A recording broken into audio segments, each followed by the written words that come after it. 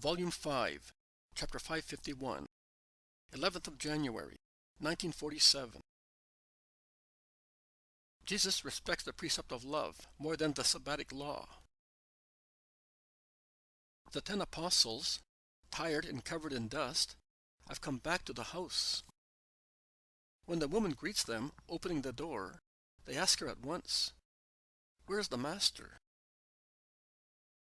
"I think he is in the wood, praying as usual. He went out very early this morning, and has not come back yet." "And has no one gone to look for him?" "What are those two doing?" shouts Peter excitedly. "Don't become impatient, man. He is as safe among us as he would be in his mother's house." Safe. Of course. Do you remember the Baptist? Was he safe?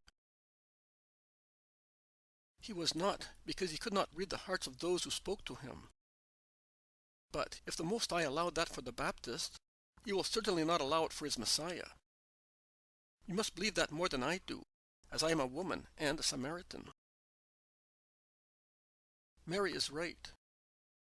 But where did he go exactly? I don't know. At times he goes one way. At times he goes another. At times he is all alone. At times with children who are so fond of him. He teaches them how to pray by seeing God in everything. He is probably alone today because he did not come back at midday. When the children are with him, he always comes back because they are little birds who want to be fed at the right time, says the old woman, smiling, as she perhaps remembers her 10 children, and then she sighs, because joys and sorrows are all in the memories of one's life. And Judas and John, where are they? Judas has gone to the fountain, John to get firewood. I have none left, as I finished it all, washing all your clothes, to let you have them clean when you depart. May God reward you, Mother.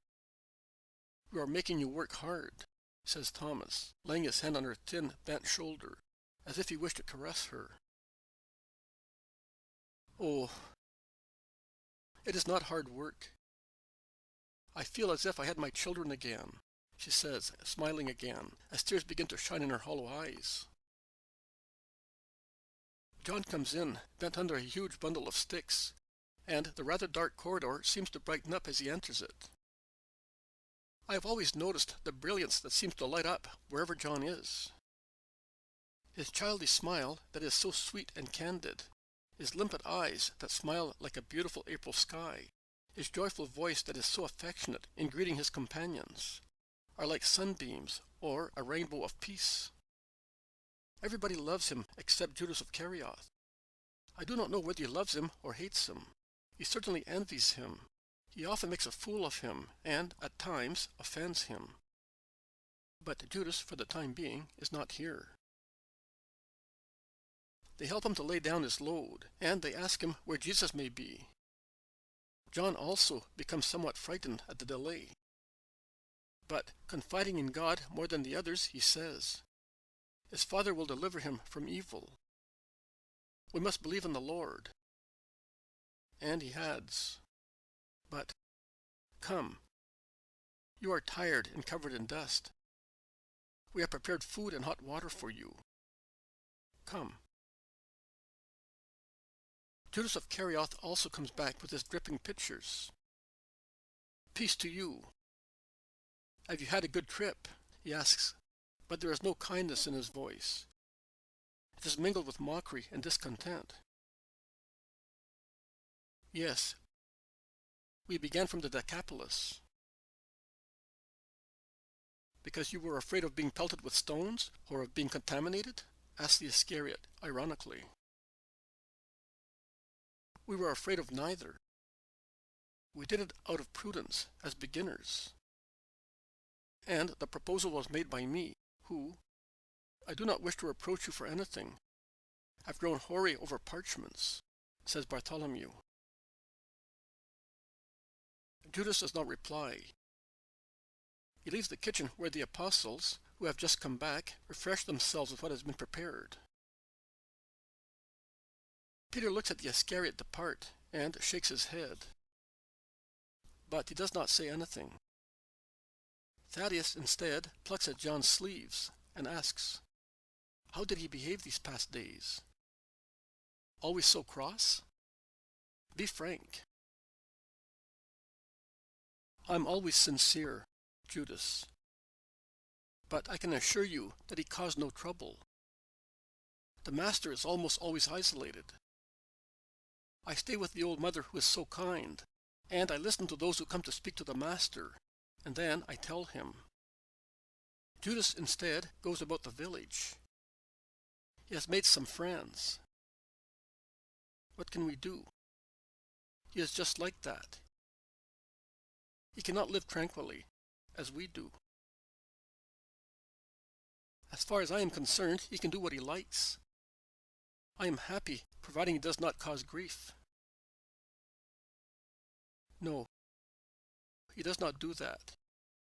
He certainly grows weary. But here is the master. I can hear his voice. He is speaking to somebody." They rush out and see Jesus coming forward in the deepening twilight, carrying 2 children in his arms, and one clinging to his mantle, and he is comforting them as they are weeping. "May God bless you, Master. But where are you coming from at this late hour?" Jesus, on entering the house, replies, "I am coming from the highwaymen. I got my prey as well. I walked after sunset, but my Father will absolve me, because I accomplished a deed of mercy. John, and you, Simon, take them. My arms are aching with tiredness. I am really tired." He sits on a stool near the fireplace. He smiles. He is tired, but happy. "From the highwaymen? But where have you been? Who are these children? Have you had nothing to eat? But where were you? It is not wise to be out when it is dark, and to be so far away." "We were worried." "Were you not in the wood?" they all ask at the same time. "I was not in the wood.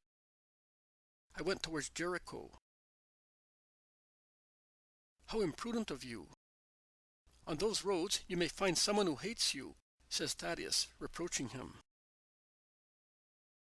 "I took the path that they told us. I had been wanting to go there for days. There are poor wretches to be redeemed. They could do me no harm. And I went just in time for these children. Give them something to eat. I do not think they have had any food, because they were afraid of the highwaymen.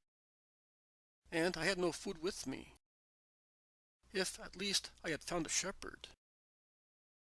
But because of the oncoming Sabbath, all the pastures had been deserted." "Of course. We are the only ones who, for some time, have not kept the Sabbath," remarks Judas of Kerioth, who is always sharp. "What are you saying? What are you insinuating?" they ask him. "I am saying that, for 2 Sabbaths, we have worked after sunset." "Judas, you know why we had to walk on last Sabbath. It is not always the sin of the person who commits it, but also of those who force one to commit it. And today, I know. You want to tell me that also today I have infringed the Sabbath. My reply is that if the law of the Sabbatic rest is great, the precept of love is very great. I'm not obliged to justify myself with you. But I am doing it to teach you meekness, humility, and the great truth that in the case of a holy necessity, one must apply the law with resilience of spirit. Our history has many instances of such necessity. At dawn, I went towards the Edomin mountains, because I know that there are some wretches there, whose souls are affected with the leprosy of crime. I was hoping to meet them, speak to them, and come back before sunset. I found them, but I was not able to deliver them the intended speech, because there were other things to be said. They had found these 3 children weeping at the entrance of a poor fold in the plain. They had gone down during the night to steal lambs, and also kill, if the shepherd had opposed resistance. Hunger pains are dreadful in the mountains in winter, and when cruel hearts suffer them, they make man more ferocious than wolves. These children were there with a little shepherd not much older than they are, but just as frightened as they were. The father of the children, I do not know why, had died during the night. Perhaps he had been bitten by some beast, or because of heart failure. His cold body was lying on the straw near the sheep. The oldest son, who was sleeping beside him, became aware of it. So the highwaymen, instead of making a massacre, found a dead man and 4 weeping children. They left the dead man and drove away the sheep and the little shepherd. And, as even in the most wicked people, there can be a piety hard to be beaten, they took also the children. I found them while they were consulting one another on what to do. The more ferocious ones wanted to kill the 10-year-old boy, who was a dangerous witness of their theft and refuge. The less fierce ones wanted to send him away after threatening him, and they intended to keep the flock. They all wanted to keep the little ones. To do what? Have they no family? Their mother is dead. That is why the father had taken them with him to the winter pastures, and he was going back to his lonely home, crossing these mountains. Could I have left the little ones to the highwaymen to bring them up like themselves? I spoke to them. In all truth, I tell you that they understood me more than many other people. So much so that they left the little ones with me, and tomorrow they will take the little shepherd to the road to Chechem, because the brothers of the children's mother live in that part of the country. In the meantime, I accepted the children. I shall keep them until their relatives arrive. And you flatter yourself that the highwayman, says the Iscariot, and he laughs. I am sure that they will not hurt the little shepherd in the least. They are wretches. We must not judge why they are such, but we must try to save them. A good deed may be the beginning of their salvation. Jesus bends his head, absorbed in I wonder what thought. The apostles and the old woman speak to one another, pitying the frightened children whom they do their best to comfort. Jesus raises his head when the youngest one, a brunette hardly 3 years old, begins to weep, and he says to James, who in vain busies himself to give the child some milk, "Give me the boy, and go and get my bag." And he smiles as the little one calms down on his knees and greedily drinks the milk that he had previously refused. The others, who are a little older, eat the soup placed before them, but tears stream down their eyes. Dear me, how much misery! Now, it is fair that we should suffer, but innocent children, says Peter, who cannot bear to see children suffer. You are a sinner, Simon. You are reproaching God, points out the Iscariot. I may be a sinner, but I am not reproaching God. I am only saying, Master, why must children suffer? They have not committed any sin. Everybody has sins, at least the original one, says the Iscariot. Peter does not reply to him. He awaits Jesus' reply. And Jesus, who is lulling to sleep the child, now sated and drowsy, replies, Simon, sorrow is the consequence of sin. All right. So, after you have removed sin, children will no longer suffer. They will still suffer. Do not be scandalized, Simon.